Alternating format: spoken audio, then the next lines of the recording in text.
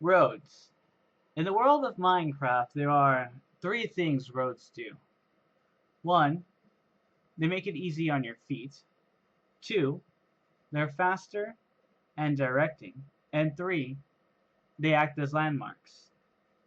To dive a little bit deeper, they are easier on your feet in that the material is different from the rest of the terrain. That's an important detail. If the material isn't different from everything else, why bother taking that off? Why not just walk on the grass?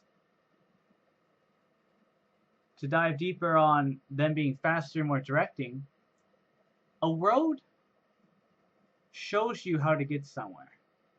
At least it should. And it's faster in that it goes straight to the destination you're intending to go. It's a fast track from point A to point B. If you look at this road here, it goes all over the place. Now, if I saw this, I'd be like, screw the pathing on this road, I'm going straight. Because going straight would be faster. So typically, when you do a road, its purpose is to direct you in a fast manner to your destination. So you shouldn't waste your time going all about when it comes to a road, unless you're specifically designing the road to do that. 3. It acts as a landmark. To dive deeper into that, if I'm lost in a forest and I stumble upon a road, that tells me where I am. That tells me I can go whichever direction from that road and I'll get to some kind of destination. There are many sizes you can do with roads. You can make some pretty ridiculously big roads. But for now, we're going to go over some manageable sizes. To start off with, we'll go by the 1x1, the small road. When it comes to the 1x1, the best practices involve doing straight lines.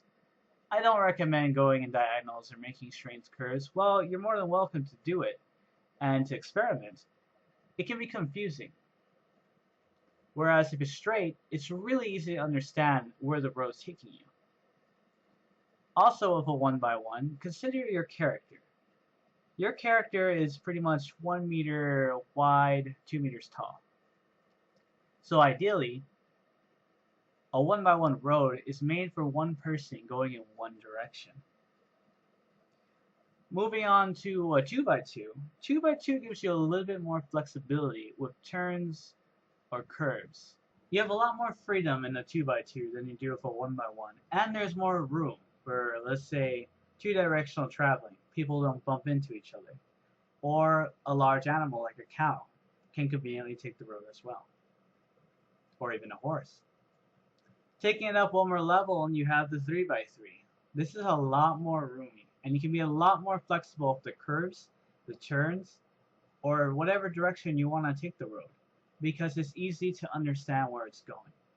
And because it's so roomy, you can take things like cargo or have multiple people walking at one time without fear of running into each other. Even multiple horses. Now that we have an understanding of what a road's supposed to do and some manageable sizes that you can work with, let's go over a few guidelines that can really help with distinguishing your road from the rest of the terrain. First up, every road should have a base. Basically, it's what identifies the road to be a road. It's a block that distinguishes itself from the terrain around it. And that block can be anything. It can be gravel, it can be wood. There's all kinds of different patterns you can do. Or choices of blocks, rather. Speaking of patterns, pattern is the second basic guideline that you can follow when it comes to a road. A road doesn't need to have a pattern. In fact, it can be just one solid block. But sometimes, for aesthetical purposes and for the sake of creating contrast, it's nice to add a pattern. As you can see here, here are some simple patterns, like a little bit of cobblestone mixed in with the gravel, or a couple of varying wood types. A third guideline to follow is decay. Decay applies to pretty much everything. It's no different for a road. As you can see, you can use half slabs or staircases to make it look like part of the road is missing, for instance. Another guideline, though it's not necessary, is a trim. As you can see with these patterns and roads here, there's half slabs that basically outline the road. What the trim does is really emphasize the contrast between the road and the rest of the terrain. While it's not necessary, it's an excellent enhancer in determining the road from the rest of the terrain. Finally, what good is it to have a road if it's not a safe road? Why travel a road that's not safe? So it's usually a good idea to put in lighting of some kind. You can take approaches like this, have the torches sticking up, or having some other light source, or you can take an approach such as this, in which case the light is actually under the ground, out of the way, so you can run freely without any issue. For economical purposes, it's highly recommended to use materials you don't really need for making roads. For example, a lot of people don't really have uses for gravels. I can think of a few, but for the sake of keeping this tutorial simple, gravel is an excellent use for natural road. It gives a clear, distinct texture that's different from, let's say, the grass, which makes it really easy to understand that the road is there. Another economical thing to discuss when it comes to roads is to use half slabs whenever you can.